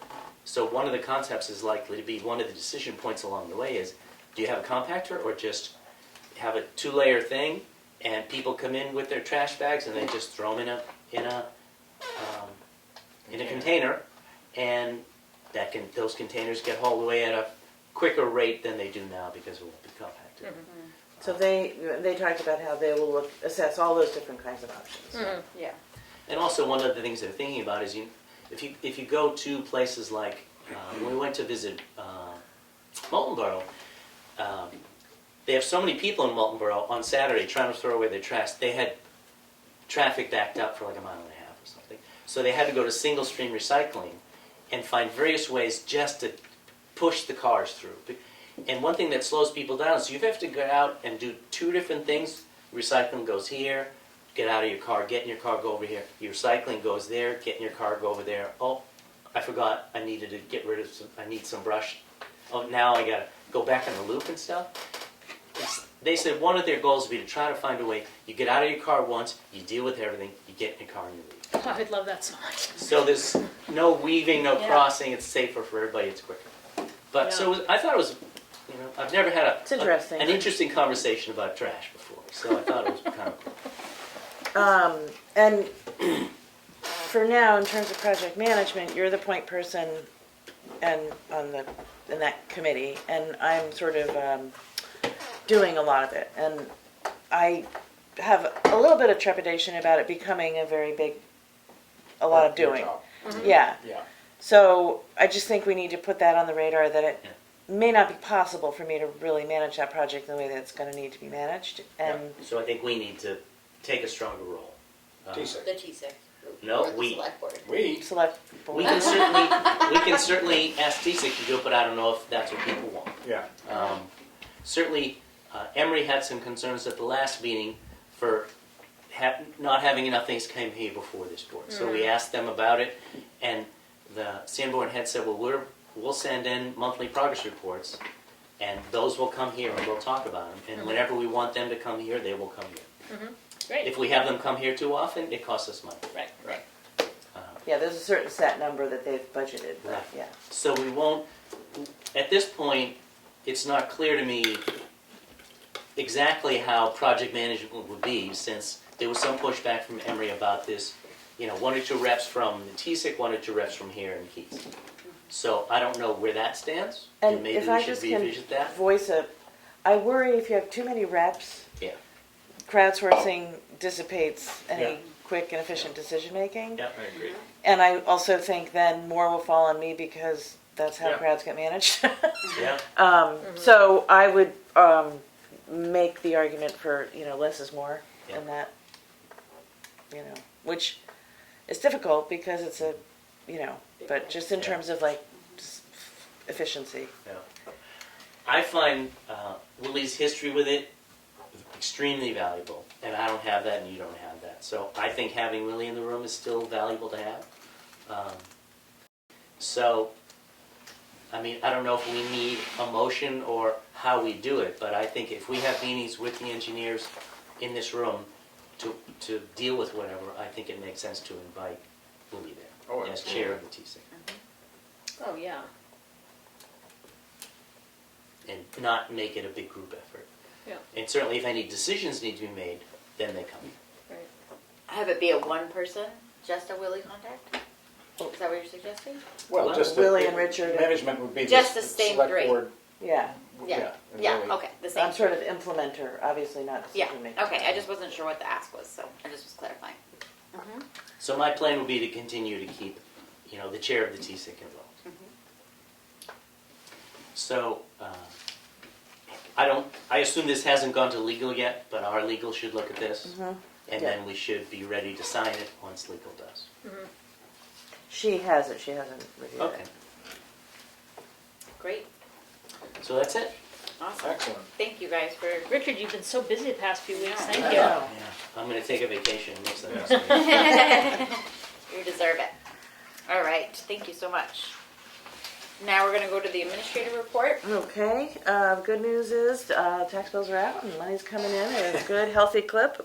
Our current balance as of yesterday morning, and the checks do come in a lot now, was $752,819. Yeah, well, it's okay. Yeah, it's okay, 'cause we're they're not coming in. borrowing, No. and the bills are coming in. The Yeah. checks are coming in now, Yeah. so we're okay. There was you'll see the accounts payable was very hefty Yeah. because you have your county payment and the capital reserve payments. So big numbers. Yeah.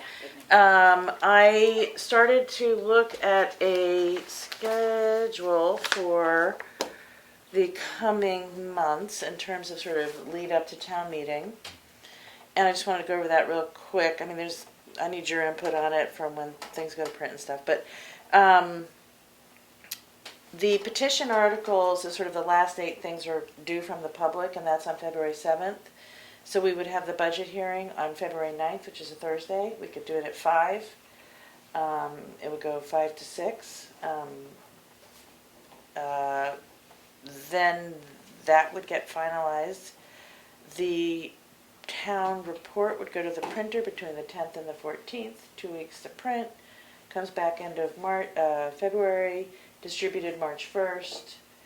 The election is March 14th this year, and according to my my sources, you would hold the town meeting after the election. That Wednesday. Yeah. Mhm. So is that the tradition? Yeah. So Tuesday, election's Tuesday, town meeting's Wednesday? Yep. Okay. Great. So that would put the town meeting on the 15th of March. So, Ides of Ides March. of March. Be careful on your way Et to the tu, forum. Brutus. Kelly, so if the warrant petitions are due on the 7th, that's when The we, petition articles, yeah. and then the budget hearing's on the 9th. Is the budget hearing where you go through each warrant and the select board, Approves or disapproves. that's called the budget hearing. So how So long? that's different than It's when the public budget, hearing I'm of the thinking, I'm budget. getting confused of the budget committee when that used to function. They would have presented to us before That's the right, budget okay. hearing. And we don't have a budget. We don't have the right. budget, yeah. So Emily and I will start working on the town report early January, and I start typing up the warrants like the first week of January. Mhm. So that they're kind of, all the ones that I can get done will be done. They obviously get reviewed by multiple people, as well as you all. And I'm using, of course, frameworks that already exist, but, And then for that local election, when is the deadline for running for those open positions? In January, I think, or is it February? I would have to read through this relatively dense document, Sorry. but, I just- it's in here, I know it is, let's see, Yeah. so, You gotta make sure you get your papers in, Right. Or maybe it Oh, was no. June. That's not why I'm asking, I just was wondering. a last how day many- for filing declarations of candidacy with town clerk in towns with nonpartisan official ballot system, is that us? I don't- Yep, Okay, that's Friday, February 3rd. February 3rd, okay, I just couldn't remember if it was Town January clerk's or office must be February. open from at least 3 to 5. No, for you, Richard. I'm wondering Hmm. for you. First day, all of my best first friends day are for trying. candidates, okay, the first day you can submit is Wednesday, January 25th, last day is February 3rd. Oh, wow, yeah, just a quick little week, or whatever. Campaign season's short. Okay. All right. Okay. So that's, so Emily and I are working on, that will be obviously our major project over the coming, in addition to filing. And it's been an incredibly busy week. I think we're all wiped out, just because I think it's tax time. Everybody does their town, they come in. So it's been, a whirlwind. I'm used to being the helpful one, now I'm the one that people are mad at. Cranky with. Can you lock the door and turn off the lights or something? That's not how you're open. Well, with your approval, though. So busy week. That's it. All right, thank you guys very much for all that you do.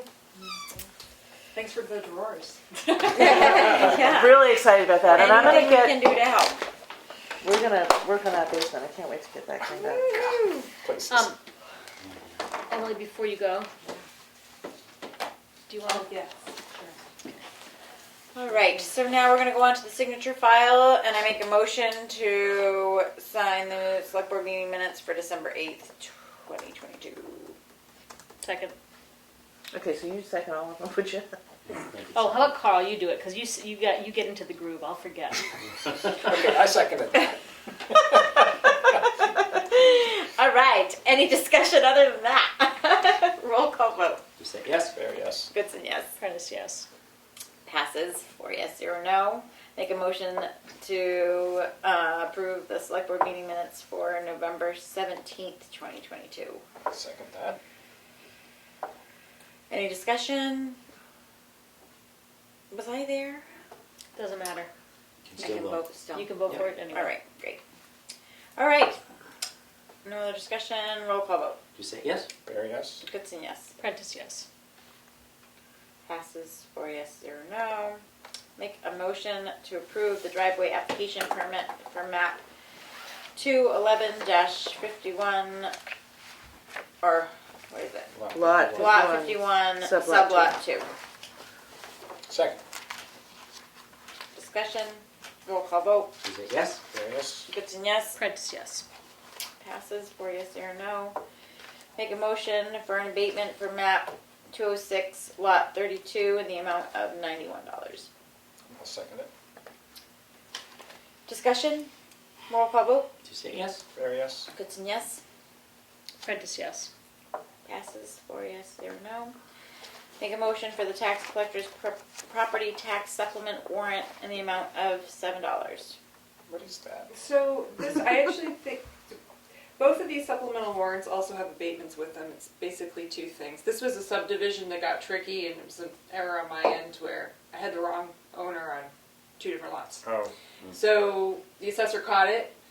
So not only do you need to abate it, but then there needs to be a supplemental warrant to correct the tax bill and issue a new bill to the correct. So so in that document it's being signed? Are So there two? yeah, so in one paper clip there is the abatement and the Oh. supplemental warrant. So you might Okay. want to just make sure you get both of them. say abatement and supplemental warrant. I make a motion for an abatement as well as a supplemental warrant in the amount of $7. Do I have to say a map or a lot or anything? Probably you have that right in front of you. Sorry, I didn't include it. No, it's not there, so. Why don't you say this to last and I'll write it down. Is it right here? Map 206, lot 32? No, that's the first $91. We just did that. Oh, okay. This one should be the $7 one, and that should be the $9 Okay. one. Okay, so I will just read these. Parcel IDs are right below. Does it have map and lot on it? Yep. So I'm going to make a motion to approve the tax collector's property tax supplement warrant as well as the abatement in the amount of $7 for map 205 lot 29. Second. Discussion? Hearing none, roll call vote. You say yes? Barry, yes? Goodson, yes. Prentice, yes. Passes 0 no, 4 yeses. I don't know why I want to do that backwards. And now I make a motion to do the tax collector's property tax supplement warrant in the amount of $9 as well as the abatement for map 205 lot 26. Second. Discussion? Hearing none, roll call vote. You say yes? Barry, yes? Goodson, yes. Prentice, yes. Passes 4 yes, 0 no. I make a motion for the Clerk Works application software in the amount of $5,095. Second. Discussion? That's the town clerk, I assume? Clerk Is that This for- is for the, For Kim? yes, That's Kim's software Okay. upgrade. Thank you. All right, roll call vote. Did you say yes? Barry, yes? Goodson, yes. No. Prentice, And Prentice, yes. The next, what are you saying? I'm sorry. The next one we did, so now The we next go one down did. to the Right, accounts that was what I was payable. gonna say, Yep. okay. I make a motion to approve the accounts payable in the amount of $1,128,229.12. Second. Discussion. Hearing none. Roll call vote. did you say yes? Barry, yes? Goodson, yes. Prentice, yes. Passes. 4 yes, 0 no. And now we will have the select board update. Richard. Nothing other than things we've already talked about. Okay. Carl. I went to the Cook Memorial Library Board of Trustees meeting, and things of interest might be, with their proposed budget, they reduced it by 5%. They had originally approved the COLA for their employees at the 8.7, I think, and so they brought it down to 7%. And they also are closing Saturday, cutting the hours on Saturday from 10 to 2, year-round. That's usually their winter hours on Saturday, but they're going to do it year-round and save that way. I think that's how they got their 5%. So there was a car accident across the street, and the car did hit the library. And, Did it? oh yeah, What was that? Oh, yeah. That I mean, I was saw the when porch, I we didn't were, know. Oh, yeah. Okay. leaving Was the that last- when they They were doing wiped work out on- all their condensers.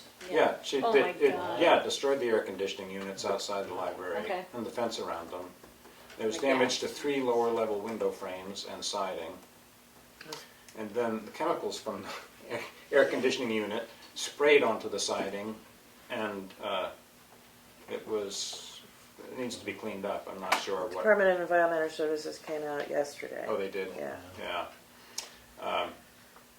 So Keats has filed a claim with Primex, and we'll see what comes of that. Of course, they'll go after Right. the driver's insurance company.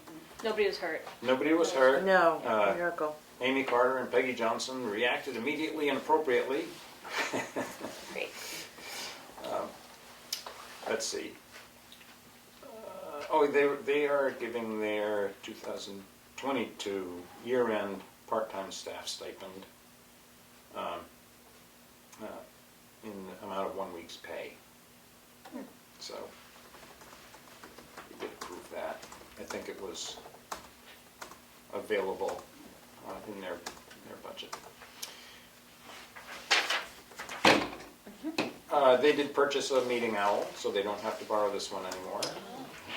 Mary received it, almost immediately. She couldn't believe it. She ordered it and it was there the next day. That doesn't happen anymore. I know. And she got a new computer and it came the same way. So the application for Resilience in New England Libraries grant was submitted to cover the cost of switching all their lighting to LED and insulating the annex basement room. I don't know if you are aware that they have been working on getting a bookmobile, and so they adopted a goal of the summer of 2024 to have that thing on the road. They went over to Portland and looked at their bookmobile and got very excited. That's great. Yeah. And they have all their information that they gathered for their strategic plan as far as the survey and the meeting with all different departments. And so they were reviewing their priorities for their strategic plan. But I won't go into detail right now. They're going to review it again next time. And that was it for the library. I also have got to find someone to take a look at the townhouse fire escape, a local contractor of some kind. Somebody. Because Rick did sort of patch it up, but since we're not going to replace it right away, we really ought to have a little more work done on it and maybe Do we need money in the budget for that well, that's why I need to get, before December 31st? yes, at least somebody to come look at it and give me an idea.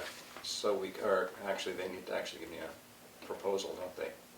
As far as, Yeah, a Encumber. quote, I think we'll do it. yeah, encumbering the funds. Yeah. So I've got a few suggestions on who to contact. And actually, Melanie was going to contact someone she knew as well. So hopefully we can find someone to come give us an idea about that. Because if we don't have it safe, then we can't use the upstairs of the townhouse. Right. Yeah. Can't have your emergency exit not be safe. Right.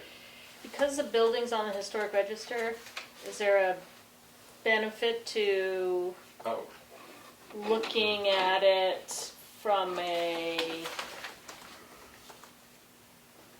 don't know. current fire escape is not historical. No, I know, Right. I know. I'm just thinking that New Hampshire has L-chip money for historic buildings.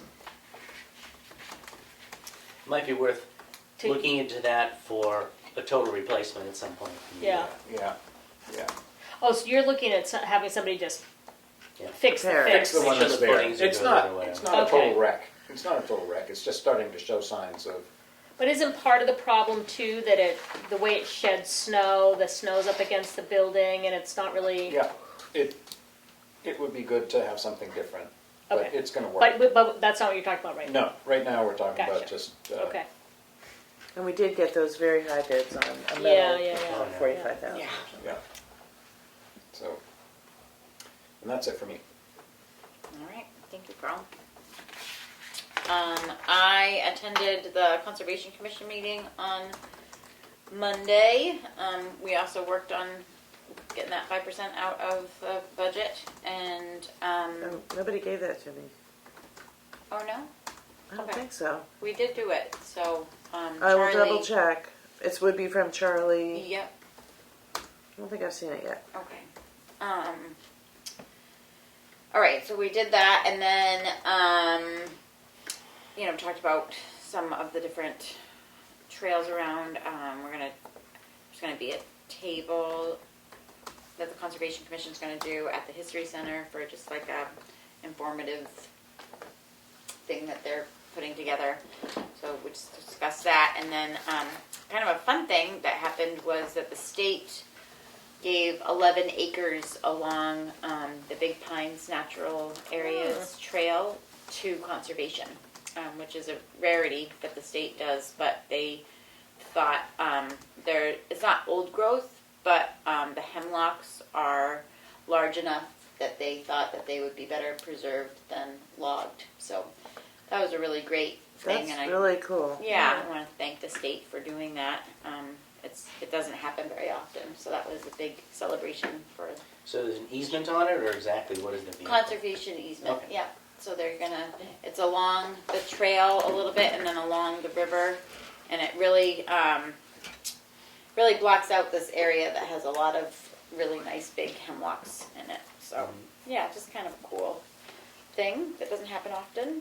And then, was it last night? I went to the water ordinance meeting here, and they had made a couple of edits, 3 or 4 edits based on the last meeting, and it was brought to the attention that one of those edits needed to sort of be further edited in another clause in order to be fully covered. It was about the refueling and the impermeable layer, and they made some edits to temporary refills, but then there was a clause further on in the ordinance that made reference to it, so they just need to edit it out. To So sync there's it still out, work yeah. to do. Yeah, so they're gonna be doing there's another work session the end of December, and then there'll be another public hearing with hopefully the hope is the final edit. And that is all I did for select board duties this week. That was a lot. Leanne? We, the personnel committee, had a deadline of the 14th to get our rough draft done for our changes, and we did not meet that. I did not meet my part of that. Other committee members met their part. So we're hoping to have the rough draft done so we can meet in January and come to agreement as a committee, and then we'll hopefully in early February have a draft to present to the board to start looking over. It's been a lot, so thank you. You were gonna pull together the survey results too, at some point? Did I not give you the survey? I thought I gave it to you at a meeting. No? No? I'm not sure of that. Yeah, I'm not Okay, yeah, no, we've got the survey results. I mean, I can email them to you. Cool, thank you. We've had that for a while. I just thought I'm that gonna was your- send myself a note. Okay. I just had a question that I thought of is, what's the return look like for the holiday luncheon? We got RSVP wise? 30 people so far? Yeah, about 30 people at RSVP. Cool. So Nice. Yeah. Right. right on budget, and I think it'll be a good turnout. Are you guys all coming? Oh, yeah, of course. Yeah, I haven't RSVP'd yet, but I am planning. It's okay. on RSVP. All right. Yeah. Good. Down. Uh, I thought so. You're included in the we have thing. to notice Okay, we're all gonna be there, Oh, we have to post even if it. it's a social thing? As long as we don't talk business, we're fine. That's true. Yeah. Yeah. Right? Remember that from non-UNA. Yeah. Yeah, We'll just talk about the Bruins the holiday. The food. Christmas. and What Christmas. people are doing for the holiday. That's all we have to talk about. We didn't think about this, and I'm sure if somebody would say it, but I know we have at least one town employee who has dietary restrictions. I think Did anybody Eric- mention anything to you? I'm pretty sure Erica and nobody mentioned anything to me. And I don't know if that person RSVP'd or not, but I'll check with I Erica. can talk to you after too. Erica's very gluten-free, dietary Yeah. sensitive, so I she'll know, work she's great. something She's out. fabulous stuff. Awesome. Great. Anything more? Is there public comment time? There is public input if Leanne's done with her update. Yeah, you all set? I will just say that we went back to the idea that we already voted on of gift cards for the town employees, and so those will be available at the holiday lunch. Yeah, every employee has a little Yeah, card. so we had voted on that before we brought up the question of And those bonus. are $25 each. $25 each. Okay, great. And now for public input.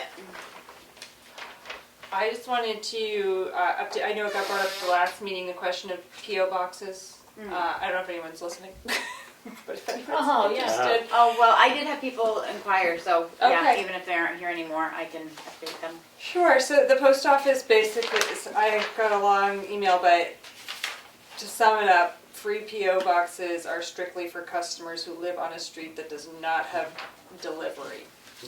So not if your street is on the other side of a road and you think it's dangerous. Unfortunately, that's still the place that they deliver mail. You can't switch it to the other side of the road. That's a for different safety. issue. That's a No. different issue. Oh, it's a That's different issue. She's well- talked, it's a whole different issue. Yeah, I think I just said last week's meeting it was brought up like if it's too dangerous, maybe you qualify for a free PO box, I and don't that want- answer is no. And I don't think anybody raised that. Oh, really? I thought No. that was brought up. Okay. What was brought up is, if they won't deliver mail to your house, so you have to get a post office box, you can ask for a free post office box. And That's true. the postmaster decides what the route is, and if your route is too dangerous, you should go to the post office and ask them to change the route, so you don't have to cross the street. To change the route. Right. Okay. Then, and that was the other thing. They won't change the location of the.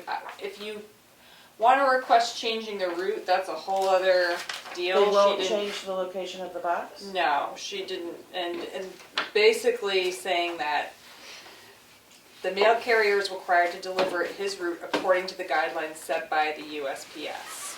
And carriers must follow a specific line of travel, and they're basically monitored, even when they deliver the mail. Like it's a very strict schedule that they have to adhere by.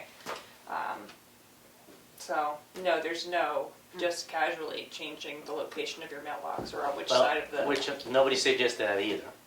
The suggestion was go to the post office, tell them it's too dangerous. Can you deliver it differently? Change the route so the mailbox can be on a different place.